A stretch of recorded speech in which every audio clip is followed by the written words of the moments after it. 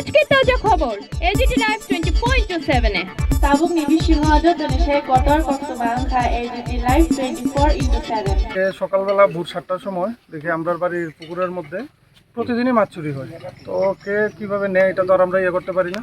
তো আজকে ভোরবেলা দেখি তারা একটা গ্রুপ 3-4 জনে মিলে সেটা তারা মাছ ধরতেছে। আপনার বাড়িটা কোন জায়গায়? বাড়ি ফুলছড়ি। ভিতর ফুলছড়ি? হ্যাঁ। আচ্ছা। তো সবটিতে তো ধরা সম্ভব হয়েছে না, যে তারার মধ্যে থেকে এই ছোট একটারে ধরছে।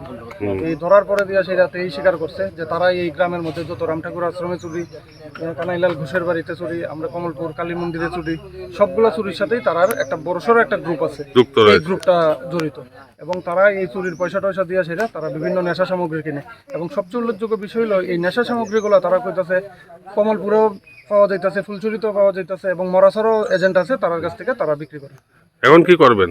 এখন তো প্রশাসন যা ব্যবস্থা নেই সেদিকে পুলিশের হাতে তুলে দেবেন। হ্যাঁ, আমরা চাই পুরা গ্রুপটা যাতে অ্যারেস্ট করা হয় করে, এবং আরও যে কমলপুরের বিভিন্ন জায়গায় যে চুরি হইতেছে এটি যাতে একজনটা টান দিলেই সবটি এমনি বেরিয়ে